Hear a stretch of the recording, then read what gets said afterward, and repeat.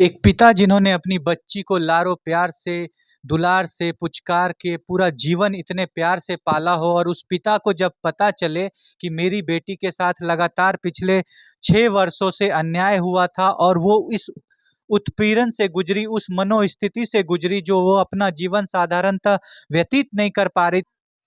तो जिस मन स्थिति से वो लड़की गुजर रही थी, जो उसके ऊपर बीत रहा था लगातार, जो उसके ऊपर उसके जो मेंटल स्टेटस पे जो असर पड़ा है, जो वो जीने में तकलीफ में है, एक पिता के ऊपर क्या गुजर रही होगी, एक पिता का जो मेंटल स्टेटस है क्या होगा, जब जिस एक कली को खिला करके उन्होंने फूल बनाया, उसके लिए इतना कुछ किया, इतने बड़े स्कूल में पढ़ाया, इतना लाड़ प्यार से उनको पाला पोसा, और आज उस लड़की को जब इस स्थिति में वो पिता देखे हैं, उनके ऊपर क्या गुजरा है, ये आप और ये दुनिया में कोई भी नहीं सोच सकता। आइए आपको उन पिता से मिलवाते हैं, उनके हालात को सुनवाते हैं, जनवाते हैं आपको वो सारी बातें जो इस पिता ने फेस किया है, जो इन्होंने महसूस किया है। एक अन्यायी, अत्याचारी, भेड़िए जानवर सा एक इंसान ने एक छोटी सी 12-13 साल की जो अन्याय किया है, और जो उनके पिता हैं जिनका दिल हर वक्त रोते रहता है, आज वो कानून के ऊपर भरोसा करके बैठे हुए हैं कि मेरी बच्ची को न्याय मिलेगा। आइए आपको मिलवाते हैं उनके पिता से और जनवाते हैं सारी बातें उन्हीं के जुबानी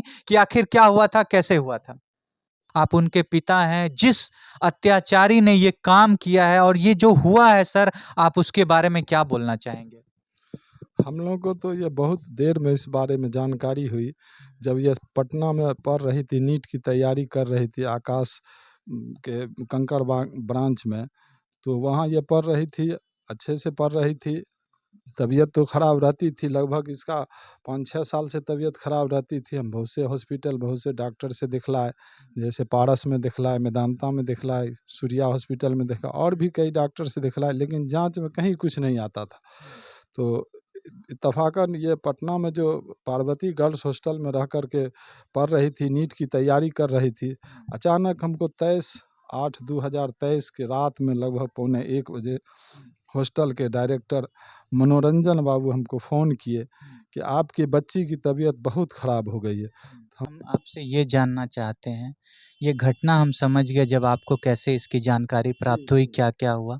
हम आपसे ये जानना चाहते हैं कि जब आपको ये पता चला कि आपकी बेटी के साथ ये अन्याय हो रहा है, और ये पता चला कि किन लोगों ने ये अन्याय किया है, आप अभी उनके लिए क्या सज़ा एक्सपेक्ट करते हैं? आप क्या चाहते हैं कि प्रशासन, सरकार, समाज उसके साथ क्या करे? हम तो चाहते हैं कि इसमें उसको जो सबसे ज़्यादा कठोर से कठोर सज़ा, नहीं तो इसको आजीवन कारावास हो। चूँकि यह मेरी ही बच्ची का सवाल नहीं है, सैकड़ों बच्ची के साथ इस तरह का वो घिनौना हरकत किया है। बहुत सा मामला को पैसा के बल पर दबा दिया है। एक वीडियो भी 2021 में वायरल हुआ था, जैसा कि लोग बोलते हैं, हम तो वीडियो नहीं देखे हैं, लेकिन लोगों ने कहा उसमें भी जो है सो यही अश्लील हरकत सब था। उसको पैसा के बल पर या जैसे भी हुआ उसको दबा दिया गया। हमारी बात सामने आए, समाज के लोगों से भी हम यही आग्रह करेंगे कि ये गंदा काम जो स्कूल में चल रहा है, आने वाला जो नस्ल उस स्कूल में पढ़ेगा, बच्चा जो भी, उसका तो कम से कम इज्जत आबरू बचेगा, फिर कोई उसकी असमत नहीं लूटेगी, फिर उसका ज़िंदगी बर्बाद नहीं हो, जिस तरह से हमारी बेटी का ज़िंदगी को बर्बाद कर दिया है। रात भी जो है सो उसको डिप्रेशन में चली गई थी, और पहले डिप्रेशन में जाती थी तो बोलती भी थी, अब तो मुँह से बोली भी नहीं निकलता, इतना डरी और इतना घबराई हुई है। तो हम तो न्यायालय से, समाज से, और जो भी हैं हमारे हितैषी या समाज के बुद्धिजीवी लोग हैं, उनसे यही आग्रह करेंगे कि सामने आवें, ऐसे स्कूल को बंद होना चाहिए, बंद करवाया जाए, और पीड़ित परिवार को सुरक्षा मिले। एसआईटी का गठन हो कि दूध का दूध, पानी का पानी हो, इंसाफ। चूँकि बिहार पुलिस जो है कहीं भी ईमानदारी से इस मामला में नहीं चल रही है, इसलिए कि इसका एक जीता जागता मिसाल है कि उसको अरेस्ट किया गया, अनीता मिश्रा को। और सर हम आपसे जानना चाहेंगे सर, एक कहा जाता है कि एक महिला जो होती है वो एक महिला का दुख समझती है, एक औरत औरत का दर्द समझती है, लेकिन जैसा कि लड़की का स्टेटमेंट है, जैसा कि लोग कह रहे हैं, समाज कह रहे हैं, आप लोग सभी कोई कह रहे हैं कि एक औरत ही इस कुकृत्य के पीछे ज़िम्मेदार है। वो औरत ही उनको ज़बरदस्ती रूम में धकेल करके ले जाती थी बाल घींचते हुए, और वो ही इन्वॉल्व है इन सारे केसों में। उसकी उस तरह की महिला के बारे में, ऐसे शिक्षिका के बारे में आप क्या कहना चाहेंगे? क्या बताना चाहें, क्या संदेश देना चाहेंगे समाज को? क्या कहना चाहेंगे ऐसी शिक्षिका के बारे में जो एक महिला एक लड़की के साथ ऐसा कर रही है, एक महिला टीचर, उसके बारे में आप क्या कहना चाहेंगे? उसके बारे में भी वही कठोर से कठोर सज़ा हो। चूँकि ये घटना का शुरुआत या घटना को जन्म देने वाला तो वही है। यहाँ जितना भी उत्पीड़न का मामला हुआ है, सब में उसी की संलिप्तता थी। और हम तो ऐसा समझते हैं कि सम्राट विश्वास को भी उस लाइन पर यही ले गई है। चूँकि वो महिला अजीत विश्वास के साथ स्कूल के शुरू पीरियड में थी, और शुरू पीरियड में रहते हुए उसके बाद ये लड़का को अपने जाल में फँसाया। और वो औरत चरित्रहीन है जो इस तरह का घिनौना काम करवाती थी। मैं एक अपने इसे सोच से कह रहा हूँ, मैंने तो देखा नहीं हूँ, लेकिन ये जो बात आ रही है इससे साबित होता है कि वो सम्राट विश्वास को भी इस ट्रैक पर ले जाने वाली वही महिला है। क्योंकि उसका उम्र और सम्राट विश्वास का उम्र माँ बेटे का उम्र है। और एक उम्रदराज औरत एक नौजवान लड़का के लिए इस तरह का धंधा करती थी, इसका मतलब उसका चरित्र पहले से ही बिगड़ा हुआ था। और वो लूट खसोट के लिए उस स्कूल में, चाहे वो पैसा का माध्यम हो या चरित्रहीनता वाला काम हो, वो करती थी। और इस तरह से जो है सो स्कूल को, नहीं तो हम आपसे जानना चाहते हैं कि जो क्रिकेट का जिला का अध्यक्ष हो गई, ये क्रिकेट जिला अध्यक्ष सहरसा जिला कोई 5,000 10,000 की आबादी का जिला नहीं है। यहाँ 10 ब्लॉक है, और यहाँ बहुत सी टीम यहाँ का तैयार होकर के बाहर गया, क्रिकेट वगैरह खेला है, और बहुत सी लड़की सब भी खेलती है। लेकिन इस महिला को क्यों अध्यक्ष बनाया गया, इसके लेकर के इसको यह स्थान मिला, और गलत सलत काम किया, और उसके सहारे उसके बल पर जो है ये घिनौना काम सब चलता रहा कि मेरा कौन क्या कर लेगा। हम तो ज़िला में इसके क्रिकेट के अध्यक्ष हैं, उस माध्यम से बड़े लोगों से उसका पहुंच था, चाहे वो नेता लीडर हो, मंत्री हो। चूँकि क्रिकेट वगैरह में भी जो प्राइज वगैरह या कुछ बढ़ता है तो किसी मंत्री एमएलए के माध्यम से, तो वहाँ इसका पहुंच था।